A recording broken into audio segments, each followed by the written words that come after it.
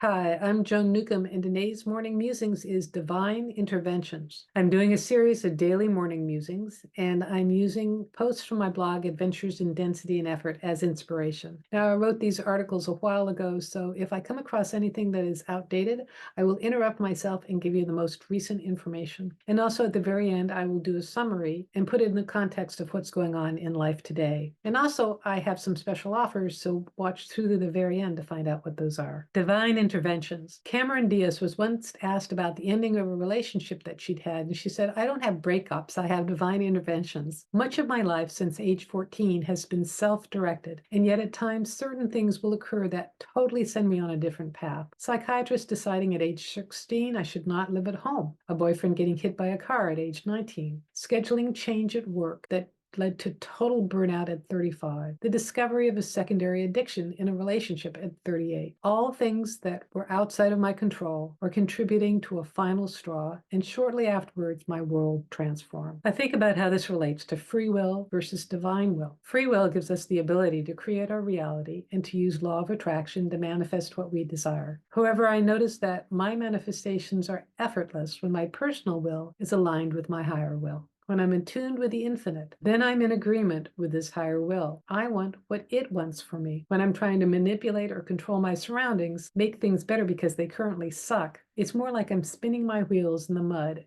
than really moving forward on my path, which makes me conclude that it's my expanded self, my inner divinity, that's really running the show. I do get the picture that it's looking over us like an adult watching toddlers in the playground. They can fall and get bruises, they can get stuck on the slide, or be sad that there's no seats on the swing, but it won't intervene unless it's time to go do something else. Again, I've commented this in previous videos. I've written this kind of from the perspective as the player in the game and not consciousness creating the game. So I'm all about shifting your perspective to yourself as greater consciousness. You're the one that is creating this entire reality. But it is your body and your personality that's having the experience in the world today. This is really about aligning your body's will with you as consciousness, greater will. And when you do that, then you're actually in agreement with all the changes that are going on. What would it be like to just relax in the knowledge that one's expanded self is really overseeing everything, bringing to us exactly what we need in the moment? We could be free to play in this playground earth, going on whatever ride we want to, knowing that when it's time to do something else, our expanded self will redirect us.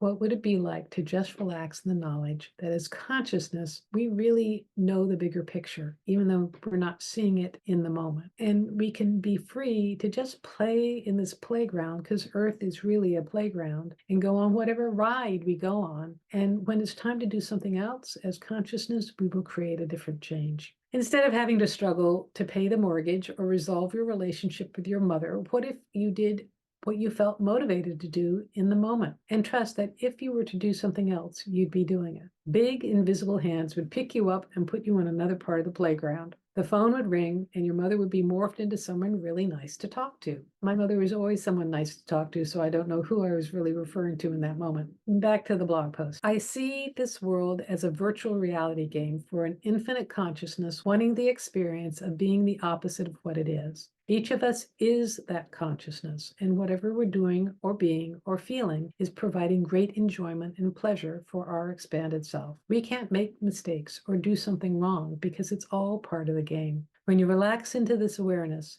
your reality completely changes. Interesting synchronicities occur as validation by your expanded self that you're on the right track. At first, there may be some or a lot of discomfort as the old limitations and restrictions fall away. But pretty soon you're in alignment and agreement with consciousness, and it becomes a delicious ride. So try this for the next week. Maybe take baby steps. Don't quit your job or stop paying your bills unless you're really strongly motivated to. But perhaps take a day this weekend or moments of time over the next week and approach your life playfully, trusting that you as consciousness are doing the driving, and see what happens.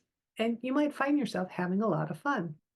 And if you've had an experience like this, please let me know. leave it in the comments below because I love reading your comments. And if you want an example of one of my consciousness techniques, click on the link below to the skybox technique. It'll help you have a bigger perspective of your life and help you make changes as well. And if you want to know more, go to my website, joan-newcomb.com. I do individual sessions where I take a look at the essence of who you are and what's going on in your life today. I can also answer any questions that you might have and even help you make some energetic changes. And if you want to learn how to do this for yourself, go to my website, joan-newcomb.com. And in my coaching special, I'll work with you one-on-one, tailor-made just for you, and give you specific consciousness techniques to help you transform your life. So go to my website, joan-newcomb.com, and I'll see you tomorrow in another Morning Musings.